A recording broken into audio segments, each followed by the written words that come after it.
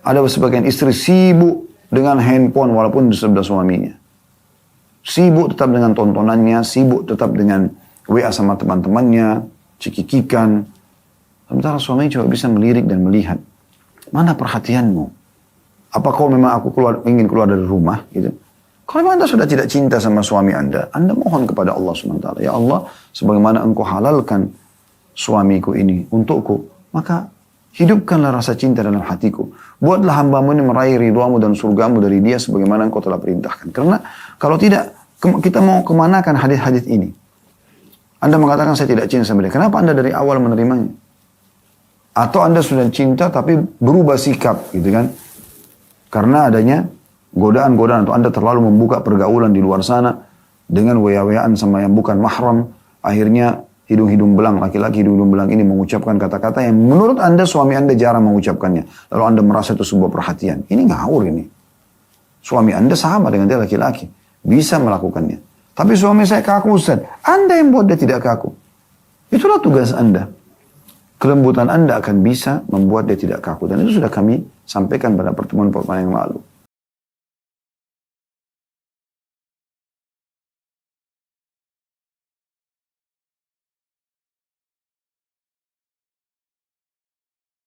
Assalamualaikum warahmatullahi wabarakatuh.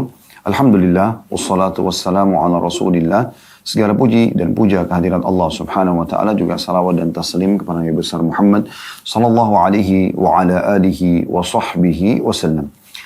Dan pada kesempatan ini insyaAllah kita akan coba masuk ke sebuah pasal kelima ya. Masalah sentuhan penuh kasih dan kebahagiaan antara suami istri. Kapan rumah tangga itu baik? Ya.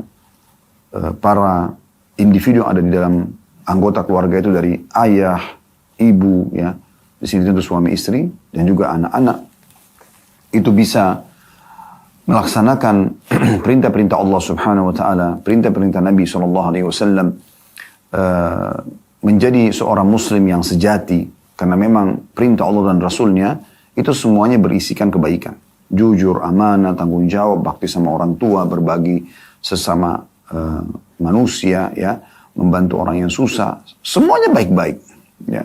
Jadi kalau dia jalankan maka dia akan jadi orang baik kan, di rumah tangganya. Demikian pula kalau dia ya keluar di sekitar masyarakatnya, tentu juga akan baik. Ya. Semua yang buruk-buruk dilarang dalam syariat Allah Subhanahu Wa Taala dan dibawa juga oleh Nabi Muhammad Sallallahu Alaihi Wasallam. Yaitu misalnya dusta, menipu, memukul, membunuh, mencuri, semua yang buruk-buruk dilarang. Jadi rumah tangga ini kalau dimulai dari individu-individu yang baik, yang dekat dengan Allah Subhanahu Wa Taala, maka akan keluar dari rumah tangga tersebut komunitas masyarakat yang berinteraksi satu sama yang lain juga akan baik.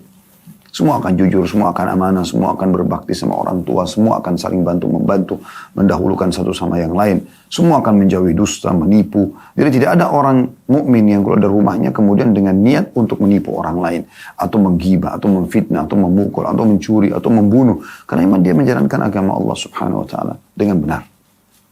Oleh karena itu membahas ini sangat penting. Dan Islam memiliki perhatian khusus bagaimana seorang suami menjadi suami yang sejati dan sempurna, dan bagaimana seorang istri menjadi istri yang sejati juga sempurna, serta bagaimana keduanya setelah bertambah status mereka selain suami menjadi ayah, selain istri menjadi ibu, maka ada status tambahan yang lebih mulia lagi karena ada anak-anak, maka bagaimana mereka menjadi orang tua yang sejati dan juga sempurna. Demikian pula dengan anak-anak, bagaimana mereka menjadi anak-anak yang baik, berbakti sama orang tuanya, yang benar imannya, dan akhirnya juga bertakwa kepada Allah Subhanahu Wa Taala. Jadi ini sangat penting. Baik teman-teman sekalian, juga banyak sekali di antara komunitas kaum muslimin, suami istri, yang sibuk membangun pilar-pilar rumah tangga mereka itu di atas pemahaman orang-orang non-muslim. Ya. Yang sebenarnya mereka sangat jauh dari agama Allah Subhanahu Wa Taala. Mereka biasa saja kalau berzina sebelum nikah, hamil di luar nikah. Bahkan mereka bisa kumpul dan memiliki keturunan yang banyak tanpa harus akad nikah. Anda sudah tahu itu semuanya. Lalu apa yang Anda ingin jadikan sebagai tolok ukur? Apa yang Anda ingin jadikan sebagai tolok ukur? Siapa yang Anda ingin jadikan sebagai contoh di antara mereka? Apakah hanya karena kekayaannya kan? hanya karena penguasaan mereka terhadap ekonomi, politik, ya, yang ada di muka bumi ini? Maka jawabannya tentu tidak boleh. Karena bukan itu sebenarnya. Berapa banyak orang di antara mereka sudah sampai pada tingkat ya prestasi terbaik dalam pandangan sebagian manusia di muka bumi ini, maka kemudian dia bunuh diri pada saat akhir hidupnya. Rusak rumah tangganya. Bahkan ada di antara mereka yang nyata-nyata ya, anaknya meninggalkan orang tuanya. Lalu kemudian menghapus di akte lahirnya nama orang tuanya. Padahal orang tuanya adalah orang-orang yang kaya, terkenal secara internasional. Coba Anda lihat kisah-kisah mereka. Sementara kita punya suri tauladan yang sangat jelas. Bagaimana Nabi SAW sebagai raja dan manusia terbaik, pemimpin anak Adam pada hari kiamat. Ya. Dan beliau adalah pemimpin ulul azm. Bukan hanya nabi-nabi, bahkan dari nabi-nabi yang 120.000 lebih yang diutus oleh Allah SWT, di antaranya 313 Rasul, ada ulul azm, 5 nabi pilihan lagi. Nuh, Ibrahim, Musa, Isa, dan Muhammad alaihi wassalatu wassalam. Dan Nabi Muhammad SAW adalah pemimpin dari ulul azm itu. Beliau adalah sebaik-baik saudara dan sebaik-baik contoh sebagai seorang suami. Menjadi seorang suami, menjadi seorang ayah, menjadi seorang pedagang, menjadi seorang politikus, menjadi seorang sahabat, tetangga, panglima perang. Semuanya berkumpul pada pribadi beliau. Kenapa kita masih tidak menjadikan tolok ukur hidup kita? Pilar-pilar rumah tangga kita adalah Nabi SAW, adalah para sahabat. Terbukti, kalau Anda mengatakan mana buktinya Ustaz? Terbukti Anda sibuk menonton sinetron-sinetron mereka, film-film mereka, yang menggambarkan bagaimana rumah tangga mereka, bagaimana perselingkuhan mereka, bagaimana hamil di luar nikah, bagaimana merebut pasangan orang lain, ya, dan segala macam hal. Ya. Dan itu digambarkan. Sayang sekali. Sementara agama kita sudah datang mengajarkan hal-hal yang terbaik. Bahkan dalam buku ini sudah, kalau yang ikuti dari awal, kita sudah coba bedah sangat dalam dan sangat detail bagaimana menjadi suami yang terbaik, bagaimana menjadi istri yang terbaik. Dan pada hari ini kita akan sempurnakan bahasan kita dengan pasal yang baik ini, yaitu sentuhan penuh kasih dan kebahagiaan suami istri.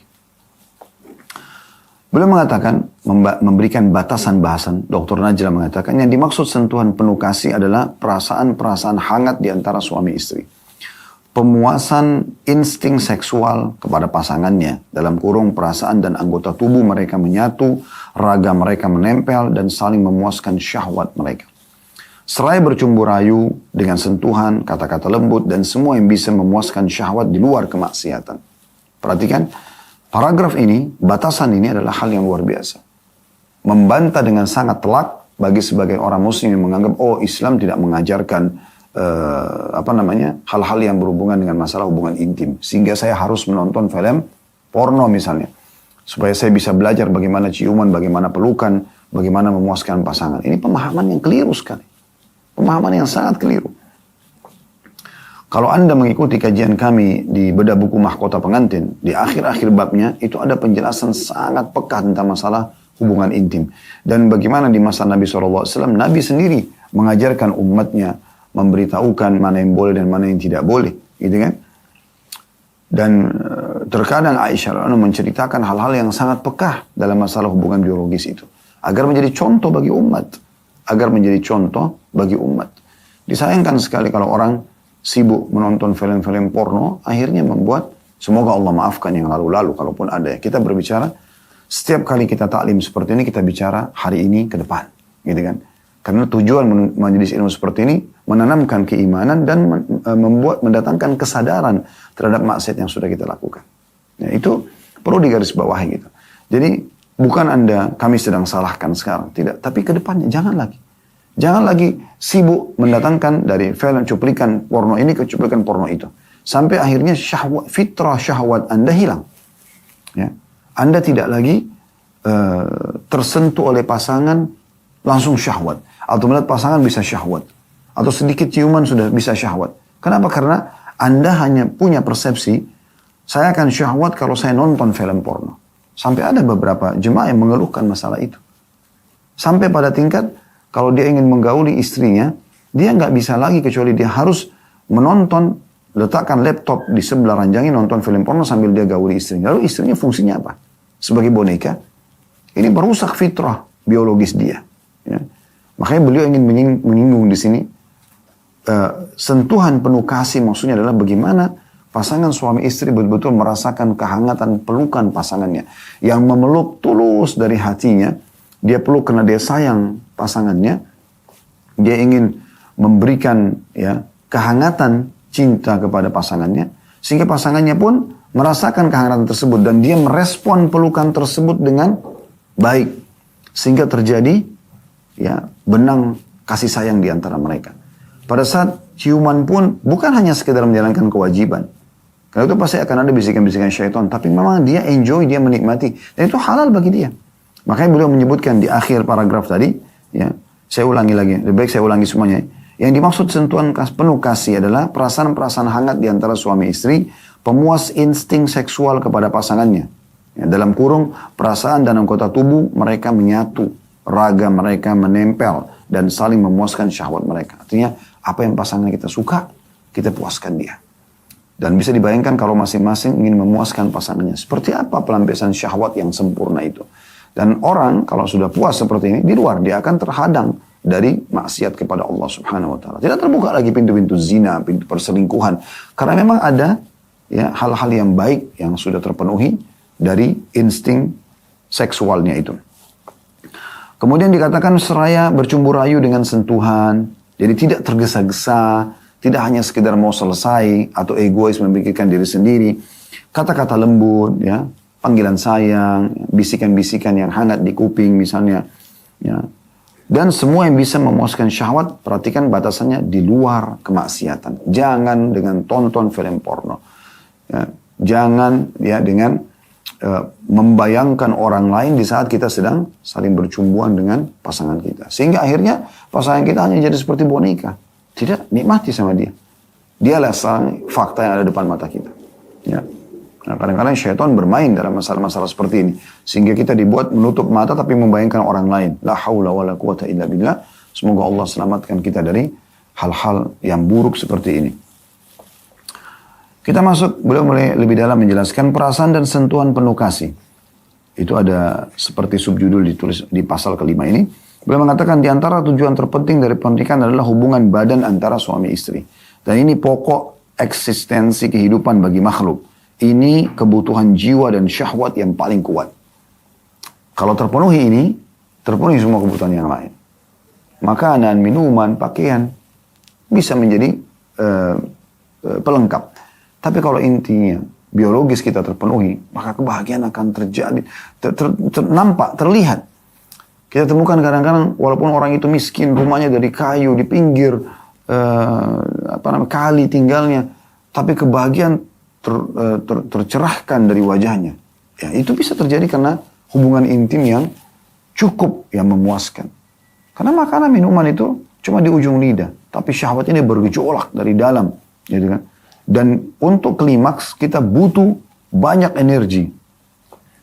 Sehingga akhirnya sperma yang tertuangkan itu akan membuahkan atau akan berusaha untuk membuahi sel telur dan bisa saja kita mendapatkan keturunan. Ya. Kata beliau dalam hubungan itu terhimpun atau berhimpun semua perasaan, panca indera dan naluri. Ini harus disatukan semuanya. Tatap pasangan kita, nikmati. Kalau perlu setiap helai rambutnya, alisnya, matanya, hidungnya, bibirnya, senyumannya, tutur katanya, ya, sentuhan-sentuhan, bahasa tubuhnya. Berapa banyak orang yang berbicara dengan pasangan tapi sibuk, ya, tidak melihat wajahnya, tidak menikmati, ya, pasangan yang sudah Allah halalkan bagi dari depan matanya gitu. Di dalamnya ruh, badan dan syaraf bertemu. Berhubungan badan adalah proses kehidupan yang membuat manusia lebih mulia daripada semua makhluk. Hubungan seperti ini syarat dengan perasaan-perasaan kejiwaan untuk mencapai puncak kenikmatan sempurna guna melanjutkan roda kehidupan dalam kesenangan dan ibadah. Artinya, kalau sudah bagus hubungan biologisnya, yang lain semua bagus. Yang lain semua mudah untuk kita maafkan, mudah untuk kita ya lalui. Permasalahan apapun tidak akan berat. Tapi di saat biologis itu rusak, masalah sekecil apapun di rumah bisa jadi masalah besar. Itu sudah umum. Cuma banyak orang tidak memahami gitu. mungkin sebagai seorang istri, banyak di antara istri tuntut terus suaminya, masalah terus yang disampaikan sama dia. Tanpa dia sadari sebenarnya ada masalah, ada satu kunci, passwordnya yang membuat kebutuhan Anda akan dipenuhi oleh suami.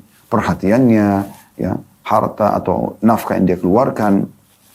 Ya. Ini adalah masalah biologis yang sempurna. Kenapa nggak pakai baju yang paling seksi, minyak wangi, parfum yang paling wangi, ya, rambut ditata, diurai seindah mungkin, sebagus mungkin, bukan untuk pamer depan teman-teman, tapi untuk suami. Ya. Itu juga dengan suami, menggunakan baju yang menarik buat istrinya, menggunakan parfum yang menarik, dia selalu mengelus, memeluk, ya, memberikan gambaran kalau saya sayang sama kamu dengan bahasa tubuhnya.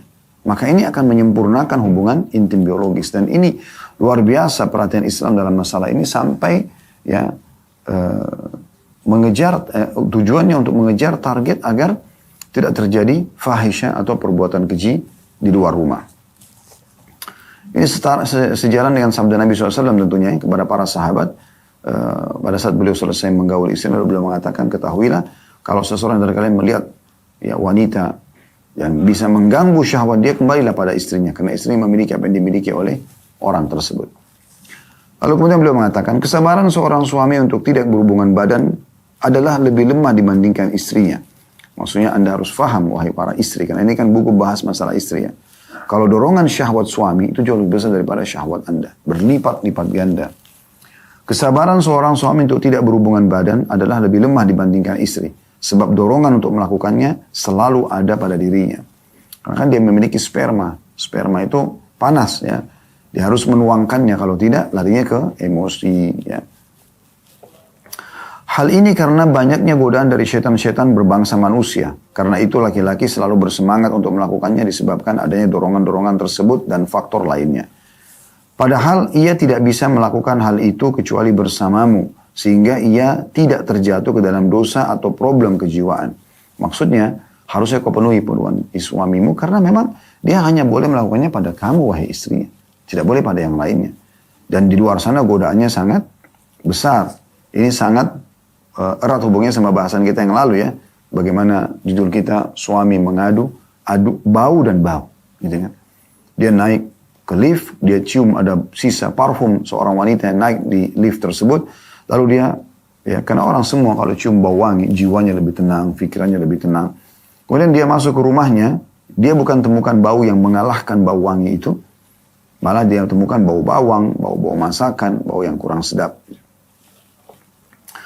Beliau mengatakan karena itulah syariat mewajibkan wahai para istri agar segera memenuhi ajakan suamimu dan menolak semua uzur. Lalu beliau menjelaskan dalil-dalilnya. Beliau mengatakan hati-hatilah terhadap laknat Allah wahai para istri. Ya, sampai pada tingkat kalau Anda tidak sibuk, tidak menyibukkan diri untuk memenuhi syahwat suami, bisa kena murka Allah subhanahu wa ta'ala. Ini sebenarnya jangan dilihat murka Allahnya, tapi Allah sebagai pencipta lebih tahu agar engkau bahagia dengan suamimu, maka penuhi ini. Poin ini sangat penting. Allah lebih tahu. Oleh karena itu Allah hubungkan dengan dosa kalau tidak dilakukan. Jadi seakan-akan dia dipaksa. Padahal sebenarnya masalahnya kembali kepada dia. Beliau mengatakan hati-hatilah engkau wahai para istri dari murka Allah dan malaikatnya disebabkan murka suamimu terhadapmu. Rasulullah SAW bersabda, "Idza batatil mar'atu hajiratan firasya zawjiha la'anatha al-malaikatu hatta tusbih." Jika wanita bermalam dengan meninggalkan ranjang suaminya, maka para malaikat melaknatnya hingga pagi hari. Hadis riwayat Muslim nomor 1436. Hanya sekedar meninggalkan ranjangmu saja, kata beliau, engkau sudah berdosa. Sebab bisa jadi suamimu menginginkanmu, tapi engkau justru menolaknya dengan meninggalkan ranjangnya. Seperti contoh, ada sebagian istri ngambek dikit aja. Udah, balik belakang, tinggalin ranjang suami. Tidur di bawah, tidur di kamar anak-anak, tidur di kamar sebelah. Suami ketuk baik-baik, dipanggil dengan kata-kata sayang, tapi malah mambuk, kunci pintu. Dia pikir itu perbuatan baik. Begitukah Anda menunjukkan cinta Anda pada suami? Wahai para muslimah, kami kaum laki-laki ini butuh sentuhan kasih sayangmu. Butuh sifat mengalah. Ya. Kadang-kadang mungkin di antara muslimah butuh hajat diperhatikan oleh suaminya. Tapi dia mengalah dulu, kemudian dia akan bisa menarik perhatian suaminya. Tapi banyak di antara kita tidak seperti itu. Dia berpikir pokoknya tidak mau tahu suami capek, tidak capek, saya sudah nunggu di rumah, saya harus mendapatkan perhatian ekstra. Atau kadang-kadang suaminya lagi bekerja mencari nafkah buat dia. Sibuk telepon terus suaminya, hanya kena perkara-perkara kecil. Yang sebenarnya dia bisa selesaikan sendiri di rumah. Dia bisa belajar gitu. Berapa banyak wanita, istri yang cerdas. Dia tidak harus bebankan suaminya pada hal-hal yang kecil. Dia malah coba untuk mengerjakannya sendiri. Sehingga suaminya itu tidak semua jadi beban buat dia. Tapi ada di antara istri, subhanallah, semoga Allah berikan hidayah, hampir semua jadi beban suaminya. Ya. Sampai pada hal kecil pun. Kadang-kadang lagi meeting pun harus menjawab di mana diletakkan gunting tadi di rumah, ya, di mana lakban, di mana ini dan itu. Oleh karena itu di sini beliau menyinggung hadis ini sangat penting untuk diperhatikan. Meninggalkan ranjang suami saja sudah dosa, apalagi yang lainnya. Jangan suka ngambekan, jangan tersinggungan. Suami tidak ada waktu melayani itu semua. Suami butuh senyumanmu, hai muslimah. Rangkulanmu, pelukanmu. Dengan tulus, tadi ingat di awal paragraf kita. Dengan tulus, dengan ikhlas, maka terasa ada kasih sayang itu. Dalam beberapa saat setelah itu, Anda penuhi kebutuhan dia, makanannya, syahwatnya, selesai. Maka saya jamin dengan izin Allah subhanahu wa ta'ala tentunya, dia akan penuhi hajat Anda setelah itu. Mungkin Anda berkorban buat suami 1 jam, 2 jam, maka selebihnya Anda sampaikan hajat Anda, kebutuhan keluarga, akan dipenuhi oleh dia. Tapi di saat dia datang, rumah berantakan, badan bau, sambutan dengan muka yang ya jauh dari senyum, musam, ya, kusam, maka ini jadi nggak baik. Maka suami pun tidak betah, berharap kalau dia tidak ada tempat untuk nginap, dia tempat lain maksudnya, dia berharap melalui malam sudah selesai. Tidur aja gitu. Ditinggal. Jadi Anda kalau pernah lihat suami Anda pulang rumah langsung tiba-tiba tidur, ada sesuatu nih, pertanyaan kenapa? Secapek apapun seorang suami, pada saat dibuka pintu, istrinya dengan sangat cantik sudah menyambutnya depan pintu, dengan lembutnya, dengan ramahnya, rumah wangi, masuk ke kamar semuanya tertata dengan rapi, kamar mandi tertata rapi, semuanya handuknya, sabunnya, semuanya bagus gitu. Maka dia mandi, dia bersih, selesai, capeknya hilang kok. Dia akan duduk bersama Anda, bercengkrama dengan Anda dan seterusnya. Ya. Kemudian hadis yang selanjutnya yang kedua beliau angkat adalah dari Abu Hurairah radhiyallahu anhu, ia berkata Rasulullah SAW bersabda, "Idza da'a ar-rajulu imra'atahu ila firashihi falam ta'ti fabata ghadbana 'alayha la'anatha al-mala'ikatu hatta tusbih." Jika suami memanggil istrinya ke tempat tidur tapi ia menolak datang sehingga suaminya tertidur dalam keadaan marah kepadanya, maka para malaikat melaknatnya hingga pagi. Hadis ini diriwayatkan oleh Imam Muslim. Laknat artinya jauh dari rahmat Allah. Kalau Anda jauh dari rahmat Allah, lalu Anda mau dapat apa? Ya. Ada sebagian istri sibuk dengan handphone walaupun di sebelah suaminya. Sibuk tetap dengan tontonannya, sibuk tetap dengan WA sama teman-temannya, cikikikan. Sementara suaminya coba bisa melirik dan melihat. Mana perhatianmu? Apa kau memang ingin keluar dari rumah? Gitu. Kalau memang Anda sudah tidak cinta sama suami Anda mohon kepada Allah SWT. Ya Allah, sebagaimana Engkau halalkan suamiku ini untukku, maka hidupkanlah rasa cinta dalam hatiku. Buatlah hambamu ini meraih ridhamu dan surgamu dari dia sebagaimana Engkau telah perintahkan. Karena kalau tidak, kita mau kemanakan hadis-hadis ini? Anda mengatakan saya tidak cinta sama dia. Kenapa Anda dari awal menerimanya? Atau Anda sudah cinta tapi berubah sikap gitu kan? Karena adanya godaan-godaan atau Anda terlalu membuka pergaulan di luar sana dengan waya-wayaan sama yang bukan mahram, akhirnya hidung-hidung belang, laki-laki hidung-hidung belang ini mengucapkan kata-kata yang menurut Anda, suami Anda jarang mengucapkannya. Lalu Anda merasa itu sebuah perhatian. Ini ngawur ini. Suami Anda sama dengan dia laki-laki. Bisa melakukannya. Tapi suami saya kaku, Ustaz. Anda yang buat dia tidak kaku. Itulah tugas Anda. Kelembutan Anda akan bisa membuat dia tidak kaku. Dan itu sudah kami sampaikan pada pertemuan-pertemuan yang lalu. Bahkan kita kalau ingin mengubah pola yang sudah lama pun diterapkan oleh suami, sangat mudah. Gak ada yang sulit. Misalnya keluar kamar mandi terbiasa taruh handuk sembarangan di atasnya. Anda terbiasa rapi. Gampang kok, mudah gitu. Anda dengan bahasa santun mengatakan, handuknya sudah selesai. Saya gantung ya. Ada tempatnya yang sudah saya siapin di kamar mandi. Sebenarnya sama saja Anda mengatakan, tuh handuk kok basah-basah taruh di ranjang sih. Tapi dengan bahasa yang kedua ini, itu bisa menyinggung perasaan dia. Dia akan mengatakan, lalu fungsimu apa sebagai istri? Masa mengangkat handuk saja tidak? Dan ini sudah cukup membuka pintu syaitan agar Anda bertengkar dengan pasangan dan akhirnya tidak berhubungan biologis sampai seminggu, 2 minggu. Hanya karena masalah handuk bahasa ini. Hanya karena sepatu yang belum ditaruh di rak. Lalu kenapa Anda tidak jadikan sebagai ajang pahala Anda? Kalau misalnya Anda hanya dengan mengangkat handuk lalu digantung kembali mendapat pahala, kenapa Anda tidak kejar itu? Biarkan saja. Ya gitu. Contoh ini, contoh saja gitu. Dan masih banyak hal-hal yang lain gitu. Cuma satu orang ini, Ibu. Cuma satu orang ini, wahai muslimah. Yang Allah perintahkan kamu untuk menghabiskan waktumu, umurmu, pelayananmu, bahkan kemaluanmu pada orang ini. Nggak ada orang lain. Tidak ada poliandri dalam Islam. Tidak boleh Anda punya 2 suami. Satu orang ini. Lalu kenapa Anda sia-siakan satu orang ini? Mungkin Allah SWT sangat mengetahui dan memahami sebagai pencipta. Tidak dibuka untuk poliandri. Mungkin karena wanita memang tidak bisa seperti itu. Dan memudahkan juga buat mereka. Agar satu pasangan fokus kepada satu orang ini. Apalagi kalau kehidupan poligami. Yang masih ada jeda waktu pertemuan. Hari ini di istri yang satu, besok di istri yang lain. Anda masih ada peluang, masih banyak peluang Anda ya untuk beristirahat, untuk beribadah khusus antara Anda sama Allah SWT. Misalnya ibadah-ibadah sunnah, kayak sholat malam. Kalau ada suami kan Anda izin dulu. Ya. Puasa sunnah, Anda masih bisa silaturahim keluarga, Anda masih bisa mendengarkan ilmu. Ya. Tapi di saat suami ada, layani dia dengan baik. Baik. Kemudian beliau mengatakan menolak ajakan suami berarti mengikuti jalan syaitan. Penolakan istri terhadap ajakan suami keranjang adalah celaan terhadap kejantanannya.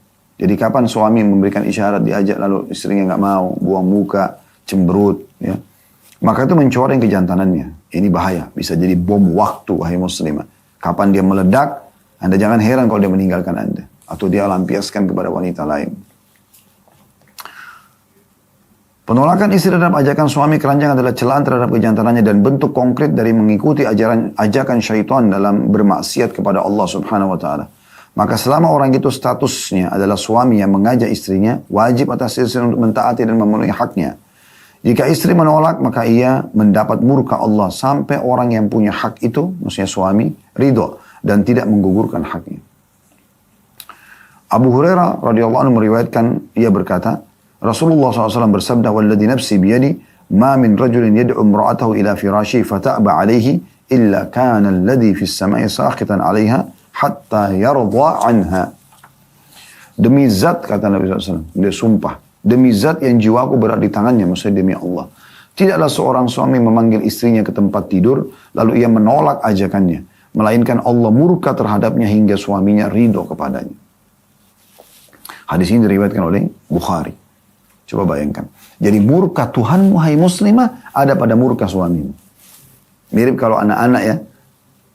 Ridho Allah ada di ridho Allah berada di ridho kedua orang tua dan murka Allah ada di murka kedua orang tua. Baik, kalau istri bukan lagi kepada orang tuanya. Kalau sudah status istri. Ya. Ini hadis-hadisnya nih. Demi zat yang jiwaku dalam genggaman, maksudnya demi Allah. Demi zat yang jiwaku berada di tangannya, maksudnya demi Allah. Tidaklah seorang suami yang memanggil istrinya ke tempat tidur untuk melayani suami loh, untuk dia puas-puasan lah, ya, memuaskan syahwatnya pada Anda. Lalu ia menolak, melainkan Allah murka terhadapnya hingga suaminya ridho kepadanya. Berarti itu yang butuh. Kenapa Anda tidak maksimalkan untuk yang melayani suami Anda? Penuhi kebutuhan biologisnya, lihat hasilnya setelah itu. Dan bersih rapi buat dia, lihat hasilnya. Bagaimana efek muamalah dia dengan Anda. Pasti akan sangat berbeda. Dia akan perhatian, dia akan baik. Dan dia pun akan memuaskan Anda. Di syahwat itu bukan Anda merasakan sakit. Anda merasakan kepuasan. Lalu kenapa Anda tidak enjoy? Kenapa Anda tidak maksimal? Bahkan lebih dari itu, istri wajib bersegera memenuhi keinginan suaminya. Sebagaimana sabda Nabi SAW, "Idza rajulu da'a zawjatahu li hajatihi, falta'tihi wa in kanat 'ala tan-nur." Jika seorang suami mengajak istrinya untuk keperluan hajatnya, maka hendaklah istri segera datang memenuhinya meskipun ia berada di atas sekam. Hadis ini diriwayatkan oleh Tirmidzi dan disahihkan oleh Syekh Albani. Jadi sesibuk apapun, kalau sudah suami, selesai semuanya. Bahkan dulu sama orang tua kita pun tinggalkan. Maaf, suami saya lagi panggil sebentar. Apalagi kalau cuma masak, apalagi kalau cuma telepon sama teman. Nggak ada kata, sebentar ya mas. Nggak ada itu. Maaf ya, suami saya butuh, nanti kita telepon lagi. Assalamualaikum. Dah, selesai. Nabi SAW bersabda dalam hadis yang lain, Al-mar'atu la tuaddi haqqa Allahi 'alaiha hatta tuaddi haqqa zawjiha hatta law sa'alaha wa hiya 'ala dhahri qatabin lam tamna'hu nafsaha. Seorang wanita tidak akan pernah bisa menunaikan hak-hak Allah, Tuhannya, yang diwajibkan atasnya hingga ia menunaikan semua hak-hak suaminya. Walaupun seandainya dia meminta, si suami meminta dirinya untuk melayani, ya, saat berada di punggung unta, maka ia tidak boleh menolaknya. Hadis ini diriwayatkan oleh At-Tabarani dan disahihkan oleh Syekh Albani. Yakni, kata beliau, seandainya suaminya meminta dirinya saat ia sedang berada di atas punggung unta yang berjalan, maka ia wajib datang untuk memenuhi permintaannya. Ya. Jadi ini kan tidak mungkin orang melakukan interaksi biologis di atas punggung unta, tapi maksudnya sesuatu yang sesulit itu pun, ya, maka dia wajib tetap menjawab. Apalagi kalau di rumah, lagi santai, cuma duduk di sofa, dikasih isyarat. Ya. Harus peka nih, para istri harus peka dengan isyarat-isyarat suami. Supaya dia bisa lebih bahagia tentunya. Dia mendapatkan ridho Tuhannya, dia juga mendapatkan ridho suaminya, sehingga berkumpullah kebahagiaan dunia dan kebahagiaan akhirat untuk dia. Beliau mengatakan hati-hatilah terhadap sanksi Rabbani. Jadi artinya kesalahan seorang istri pada suaminya itu berarti kesalahannya pada Tuhannya. Itu poin penting. Kenapa Anda tidak raih hati suami Anda? Cintai dia dengan tulus, lain dengan tulus, Anda mendapatkan cinta dia. Dan yang lebih penting daripada itu mendapatkan cinta Tuhan Anda, Allah subhanahu wa ta'ala. Diriwayatkan dari Ibnu Abbas radhiyallahu anhuma dari Nabi SAW, "Thalathatun la tarfa'u salatuhum fawqa ru'usihim shibra. Rajulun amma qauman wa hum lahu karihun. Wal mar'atun batat wa zawjuha 'alaiha sakhit. Wa akhawani mutasariman." Ada 3 perkara yang menyebabkan sholat tidak akan terangkat sejengkal pun di atas kepala. Saya ulangi. Ada 3 perkara yang menyebabkan sholat tidak akan terangkat sejengkal pun di atas kepala. Sehusyuk apapun Anda sholat. Tidak akan diangkat. Tidak dilaporkan kepada Allah. Tidak diterima. Yang pertama, seseorang yang menjadi pemimpin atas satu kaum padahal mereka membencinya. Ya. Di sini bisa bermakna imam sholat. Ya. Atau yang lainnya. Kemudian yang kedua ini saksi bahasan kita, seorang wanita yang bermalam dalam keadaan suaminya marah kepadanya. Biar Anda sholat tahajud, ya, 100 rakaat, tetap gak diterima sama Allah SWT. Orang yang di sebelah ranjang tetangga bantal Anda sedang marah, gak bisa. Buat dia ridho, puaskan dia, setelah dia tidur, Anda mandi, junub, Anda wudu, Anda sholat sepuasnya. Kemudian yang ketiga adalah, tidak akan diangkat sholat jajar 2 orang saudara yang saling bermusuhan. Ini juga masalah besar ya. Banyak sekali terjadi di negara kita pun, di tengah-tengah kaum muslimin. Kita bicara lingkup kita ya. Lingkup kaum muslimin, mereka tidak peduli dengan masalah ini. Ribut karena harta warisan, ribut hanya karena perselisihan di masa kecil, yang terus terbawa sampai besar. Sehingga terus saja bermusuhan adik kakak. Ya. Ini aneh. Dan ini subhanallah, saya lihat bibitnya syaitan tanamkan dari mereka masih kecil ya. Allah amanahkan beberapa anak-anak yang masih kecil. Semoga Allah jaga mereka di atas ketaatan dan iman, insya Allah. Mereka ada titik-titik itu. Kalau dikasih makanan, merasa punya dia. Sehingga tidak mau berbagi pada saudaranya. Kalau Anda ngalami ini yang punya anak-anak kecil, latih anak-anak kita. Supaya mereka biasa berbagi. Memberikan kepada saudaranya, saudarinya. Hari ini si fulan memberi, besok si fulan yang memberi. Jadi, atau saling memberi satu sama yang lain. Dan Anda berikan ya, pujian dengan perbuatan tersebut, dukungan, ya. Atau kalau ada yang paling dermawan, suka memberi perhatian pada saudaranya, Anda berikan hadiah supaya saudara-saudaranya termotivasi. Jangan biarkan bibit syaitan tumbuh sehingga membuat mereka saling musuh-memusuhi. Ya, ini golongan ketiga yang tidak akan diangkat sholatnya sejengkal pun dari atas kepalanya. Tapi saksi bahasan kita golongan kedua yaitu seorang istri yang menginap sementara suaminya murka padanya. Ada subjudul lain yang beliau angkat, yaitu jangan menyalakan api dalam sekam. Beliau mengatakan berulang-ulangnya penolakan istri atas ajakan suami, menjadikan suami layaknya orang yang dicela kejantanan dan harga dirinya. Hanya saja ia tidak menyatakannya secara terus terang mengingat harga dirinya. Maka akibatnya syaitan meniupkan pada dirinya api amarah sehingga ia mudah terbakar emosinya hanya karena sebab yang remeh. Nah, ini tadi saya bilang. Ini subhanallah yang nulis Dr. Najla seorang wanita. Beliau sangat memahami kejiwaan laki-laki. Saya melihat itu ya. Buku ini saya belum baca semua sampai terakhir. Saya baca di saat memang kita sedang membedahnya gitu kan. Tapi teman-teman saya melihat Dr. Najla ini Allah berikan taufik dan Allah mudahkan juga buku dia terbit ya di negara dia dan akhirnya juga diterjemahkan dalam bahasa Indonesia di negara kita dan kita pelajari sekarang yang Masya Allah bisa ditonton sampai sekian ribu orang. Semuanya dengan hikmah Allah subhanahu wa ta'ala. Dia betul-betul memahami jiwa laki-laki yang saya yakin kalau apa yang beliau ucapkan ini difahami oleh setiap wanita, aman rumah tangganya. Dan kalau rumah tangga itu aman, pilarnya kuat, maka akan aman juga masyarakat. Amanlah negara itu. Ya. Subhanallah mulai dari masalah ini. Dan berapa banyak wanita tidak faham. Suaminya emosional justru karena sikap-sikap remeh. Dalam masalah biologi, sikap-sikap remeh dalam masalah muamalah. Suka memicu emosi suami. Ya. Ia menganggapnya sebagai kesalahan-kesalahanmu dan membesar-besarkannya. Karena biologis terbengkalai maka si suami bisa menganggap masalah remeh pun bisa dibesar-besarkan. Padahal semua itu adalah perkara-perkara yang semestinya tidak memantik amarah. Sebagai contoh, perselisihan disebabkan karena keterlambatan menghidangkan segelas air atau teh. Lalu keduanya berbantah-bantahan dengan suara yang keras. Misalnya suami mengatakan, kok lama benar saya kan haus. Mungkin istrinya emosi, nanggapinya gitu kan. Bukannya iya maafin saya, tidak. Tapi masa nggak tahu, saya kan sibuk, ada si kecil-kecil juga masih gini, ada si kakak lagi begini dan begitu. Suami haus. Dan dia ingin istrinya melayaninya. Kalau bukan Anda melayani, lalu siapa yang melayani dia gitu. Itu sudah cukup jadi pemicu gitu. Apakah hal seperti ini bisa menyebabkan terjadinya percekcokan? Tanda tanya. Inilah sebab terbesar yang sering menjadi akar masalah dari berbagai problem rumah tangga. Yang biasanya tidak dikemukakan secara terang-terangan. Maksudnya masalah biologis yang terbengkalai. Benar-benar ya muslimah, saudariku muslim mengikuti acara ini live ataupun siaran ulang. Kalau biologis suami Anda puas, makanan Anda hidangkan biasa pun enak gak? Enak kok. Jadi enak makanan itu. Rumah Anda tata semampu Anda, bagus gak? Bagus. Karena biologisnya terpenuhi. Yang lain itu bisa termudahkan. Walaupun tetap Anda usahakan sempurna semuanya. Karena Allah subhanahu wa ta'ala.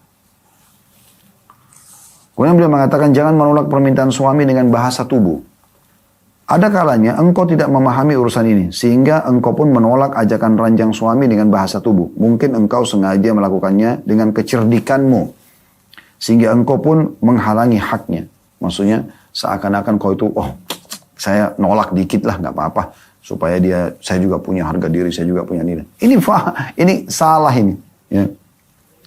Sebagai contoh kata beliau, setiap kali suami datang, ia mendapatimu sedang tidur atau pura-pura tidur. Atau mendapatimu sedang memakai pakaian dapur atau pengikat kepalamu karena mengeluh sakit kepala.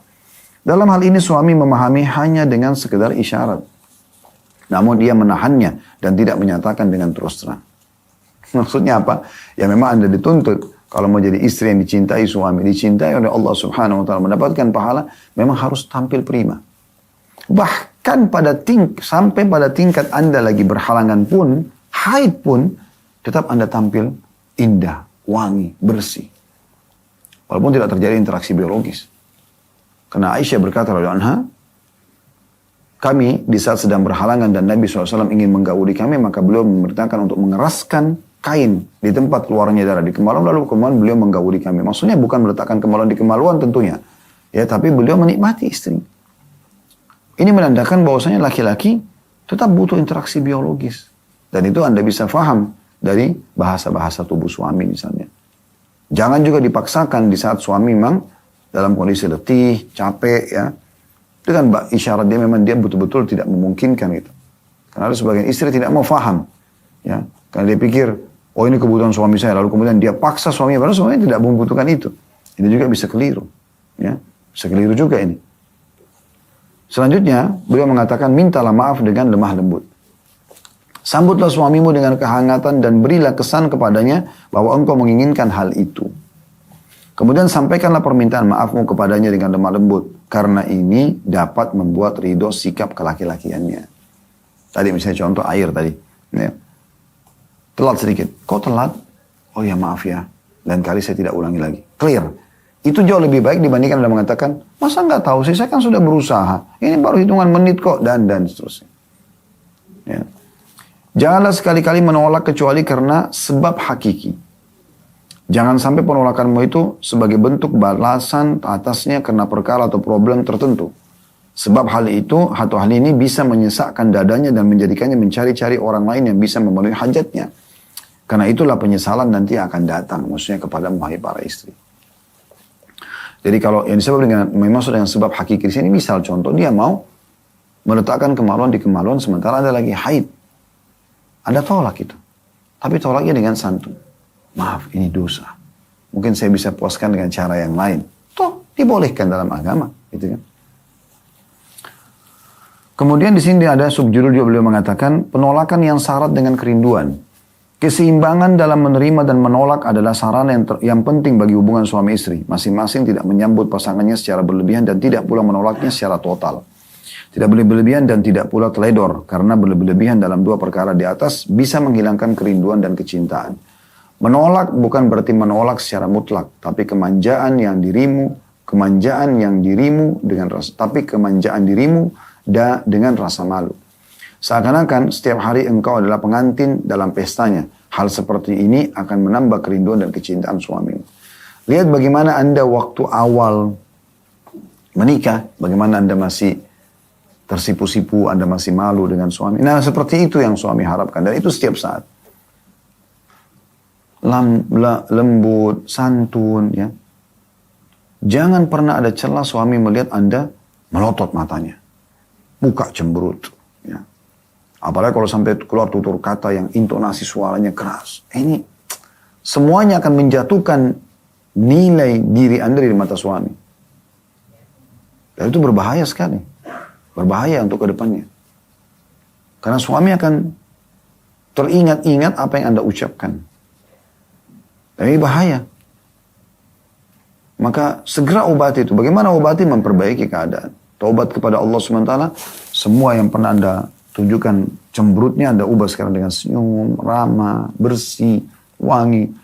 Semua yang pernah Anda ucapkan dengan tutur kata dan intonasi besar, tinggi, sekarang Anda ubah dengan intonasi yang lembut, baik. Kemudian beliau mengatakan, milikilah hati suamimu dengan perasaan-perasaan hangat dan penuh kasih. Jadi selalu dengan ketulusan.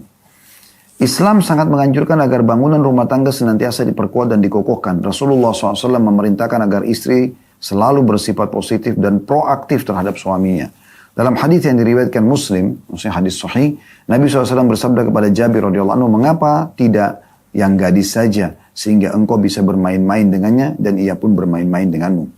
Atau beliau SAW bersabda, engkau bisa berkelakar dengannya dan ia juga bisa berkelakar denganmu.